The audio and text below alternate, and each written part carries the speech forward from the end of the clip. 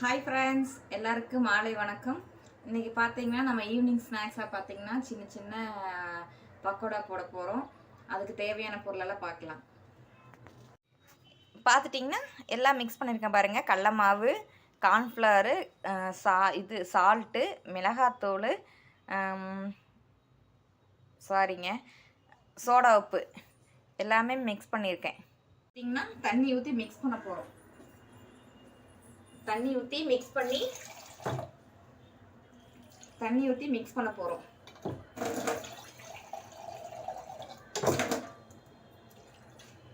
நல்லா கெட்டிப்பாக ஓரளவுக்கு லூஸாக பிணைஞ்சாதாங்க சாஃப்ட்னஸ் கிடைக்கும். இல்லைன்னா கெட்டி அப்படியே கல் மாதிரி இருக்கும் இல்லைங்களா? கல் மாதிரி இருக்கும். ரொம்ப நாள் ஆச்சு நான் கிச்சனில் வீடியோ போடுறதே இல்லை. வீடியோவே போடுறதில்ல, ரொம்ப நாள் ஆயிடுச்சு.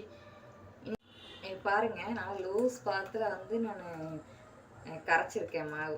இந்த பதத்துக்கு தான் நம்ம இன்னும் நிறையா போட வேண்டியதெல்லாம் இருக்குது இல்லைங்களா பக்கோடாக்கு. அதனால் லூஸ் பதமாக செஞ்சுருக்கேன். மாவு பாருங்கள் லூஸாக இருக்கா?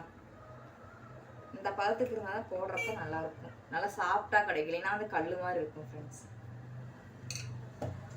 அப்புறம் பார்த்துட்டிங்கன்னா ஃப்ரெண்ட்ஸ், பக்கோடாக்கு தேவையானதுக்கு கருவேப்பிலை, முருங்கைக்கீரை போடுவாங்க. நான் முருங்கைக்கீரை இப்போ எனக்கு கிடைக்கல, அதனால கருவேப்பிலை போடுறேன். கருவேப்பிலை நல்லா பொடிப்படியாக கட் பண்ணி போட போகிறேன்.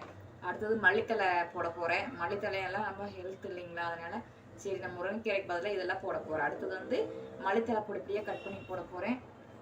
பச்சை மிளகா, அடுத்தது வந்தீங்கன்னா பச்சை மிளகா பாருங்கள், ஒரு 10 பச்சை மிளகா எடுத்து வச்சுருக்கேன். நாங்கள் நல்லா காரமாக சாப்பிட்றதுனால 10 பச்சை மிளகா எடுத்து வச்சுருக்கோம். பக்கோடாக்கு சின்ன சின்ன போண்டா மாதிரி போடுறதுக்காக பச்சை மிளகா 10 எடுத்து வச்சுருக்கோம். அடுத்தது பார்த்துட்டிங்கன்னா பெரிய வெங்காயம் பொடிப்படியாக கட் பண்ணி அதில் சேர்க்க போகிறேன். 4 பெரிய வெங்காயம் எடுத்துருக்கேன். இதெல்லாம் செஞ்சு சாப்பிட்டா சூப்பராக இருக்குங்க. ஈவினிங் ஸ்நாக்ஸ்க்கெல்லாம் எங்கள் வீட்டில் தான் செஞ்சு தருவாங்க. ஆனால் இப்போல்லாம் யாருமே செஞ்சு கொடுக்குற ஆள் இல்லை. நமக்கு நாமளே செஞ்சு சாப்பிட வேண்டியதாக இருக்குது. இப்போ பாருங்கள், எல்லாம் பொடிப்படியாக கட் பண்ணி வச்சுட்டு உங்களுக்கு காட்டுறேன். பார்த்துட்டிங்கன்னா ஃப்ரெண்ட்ஸ், எல்லாருமே பார்த்துட்டிங்கன்னா நிறைய கடையில் வாங்குவோம். நானும் நிறைய கடையில் வாங்குவேன். எனக்கு ரொம்ப பிடிக்கும். இப்போல்லாம் வாங்குறதே இல்லை. எனக்கு கடையிலலாம் சாப்பிட்றதுக்கு இப்போ சுத்தமாக பிடிக்கவே மாட்டேங்குது. இது வாங்குறக்கும் சரி கொஞ்சம் டைம் இருந்தது. தம்பிக்கும் கொஞ்சம் லைட்டாக உடம்பு சரியில்லாத மாதிரி இருந்துச்சு. சரி வாய்க்கு எது பிடிக்காது அப்படின்றனால இது செய்யலாம் அப்படின்றனால செஞ்சிட்ருக்கேன். நீங்களும் உங்கள் வீட்டிலலாம் இந்த மாதிரிலாம் செய்வீங்களான்னு செஞ்சு பார்த்துட்டு எனக்கு கமெண்ட் பண்ணுங்கள். கண்டிப்பாக நல்லாயிருக்கும். நல்லா இருக்கா நல்லா இல்லைன்னு சொல்லுங்கள். கண்டிப்பாக நான் செய்கிறது நல்லா இருக்கும்னு நினைக்கிறேன். அது நான் சொல்லக்கூடாது, எங்கள் வீட்டில் தான் சொல்லணும். கண்டிப்பாக நான் செய்கிறக்கு ஆரம்பிச்சிட்ருக்கேன். இதெல்லாம் கட் பண்ணிகிட்ருக்கேன். இப்போ தான் பச்சை மிளகா கட் பண்ணி முடிச்சிருக்கேன். இன்னும் கட் பண்ணி முடிக்கலை ஃப்ரெண்ட்ஸ். நிறைய இருக்குது. அதெல்லாம் கட் பண்ணி எடுத்துகிட்டு நல்லா காரமாக ஈவினிங் ஸ்நாக்ஸுக்கு வேண்டி செஞ்சிட்ருக்கேன். எப்படிலாம் சாப்பிட தோணுது பார்த்தீங்களா? நல்லா காரமாக சாப்பிட்டா தான் நாக்கு டேஸ்ட் பிடிக்கும். நீங்களாம் உங்கள் வீட்டில் எவ்வளோ காரம் போடுவீங்க? லிமிட்டாக நீங்கள் எவ்வளோ காரம் போடுவீங்க அப்படிங்கிறத எனக்கு கமெண்ட் பாக்ஸில் கண்டிப்பாக சொல்லுங்கள். ஏன்னா நாங்கள்லாம் போடுற காரம் பார்த்தீங்கன்னா அளவு கடந்த காரம். எல்லாமே ஜாஸ்தியான காரம் தான் நாங்கள் சாப்பிடுவோம். உப்பு காரம்லாம் கொஞ்சம் ரொம்ப ஜாஸ்தியாக தான் நாங்கள் சாப்பிடுவோம். எங்கள் வீட்டு சமையல் எப்பவுமே அப்படி தான் இருக்கும். ஆந்திரா சமையல்னு சொல்லுவாங்கள்ல, ஆந்திரா சமையல் கூட கம்மியாக தான் இருக்கும் காரம். எங்களுக்கு ரொம்ப காரமாக இருக்கும் ஃப்ரெண்ட்ஸ். கட் பண்ணியாச்சு. கண்ணில் பூரா தண்ணி வடியுது. வெங்காயம் கட் பண்ணி ரொம்ப காரமாக இருக்குது. கண்ணெல்லாம் எரியுது ஃப்ரெண்ட்ஸ். இதெல்லாம் கட் பண்ணி வச்சுருக்கேன் பாருங்கள். பச்சை மிளகாய் தனியாக, வெங்காயம் தனியாக, கருவேப்பிலை தனியாக, மல்லித்தலை தனியாக எல்லாம் சூப்பராக கட் பண்ணி வச்சுருக்கேன் பாருங்கள் ஃப்ரெண்ட்ஸ். நல்லா இருக்கா பார்க்குறக்கு? இப்போ பாருங்கள் ஃப்ரெண்ட்ஸ், மாவுக்குள்ளே போட போகிறேன் பாருங்கள். மாவுக்குள்ளே போட்டு பிசைய போகிறேன். பிசைஞ்சு ஒவ்வொன்றா கொஞ்சம் கொஞ்சமாக போட போகிறேன். நல்லா இருக்கும் பாருங்கள். உப்பு கரெக்டாக இருக்கான்னு தெரில. உங்களுக்கு வடை போண்டா பஜ்ஜி பிடிக்குன்னா என் கமெண்ட் பாக்ஸில் கமெண்ட் பண்ணி சொல்லுங்கள்.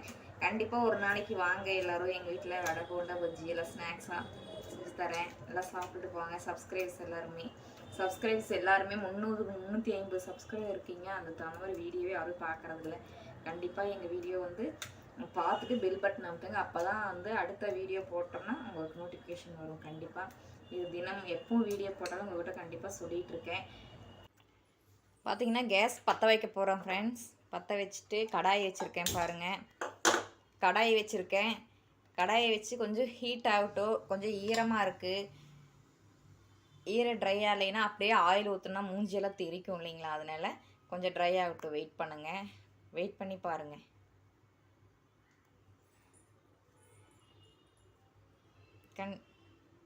வடை போட போகிறோம்.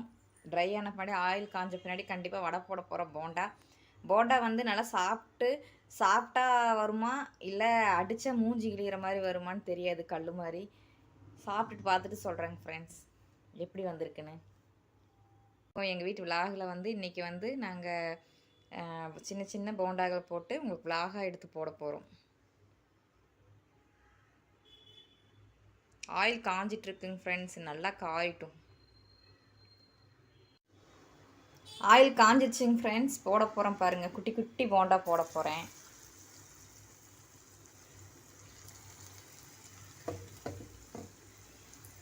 பாருங்க, ரொம்ப குட்டி குட்டியாக தான் போட போகிறேன். நல்லாயிருக்கும், சாப்பிட்றதுக்கு நல்லாயிருக்கும் ஃப்ரெண்ட்ஸ். எல்லாமே நல்லா காரசாரமாக இருக்கும்.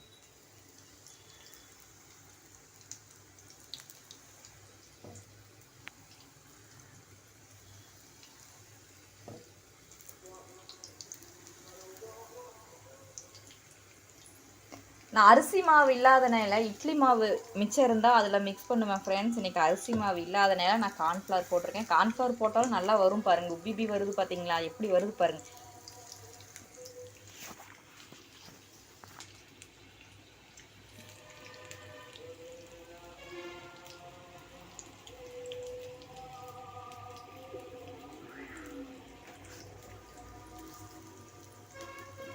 நல்லா வருதுங்களா ஃப்ரெண்ட்ஸ், எப்படி வந்திருக்குன்னு பாருங்கள். சூப்பராக இருக்குல்ல, நல்லா மணமாக இருக்குது ஃப்ரெண்ட்ஸ். அந்த மல்லி கருவேப்பிலை எல்லாம் போட்டிருக்கோம் இல்லைங்களா, வெங்காயமெல்லாம் போட்டிருக்கிறது நல்லா மணமாக இருக்குது.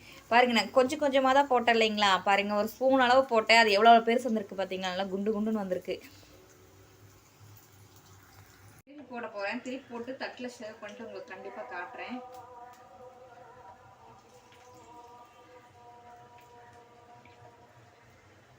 திருப்பி போட்டாச்சு. ஒரு சைடு வெந்துருச்சு ஃப்ரெண்ட்ஸ், இனி ஒரு சைடு வேக போகுது. போண்டா நல்லா சாப்பிட்டா வந்திருக்கா இல்லை கருங்கல் மாதிரி வந்திருக்காங்கிறத பார்க்கலாம் ஃப்ரெண்ட்ஸ்.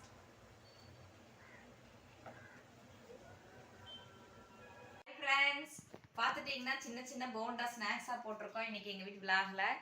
நீங்கள் பார்த்துட்டு சப்ஸ்கிரைப் பண்ணுங்கள், மறக்காமல் சப்ஸ்கிரைப் பண்ணுங்கள்.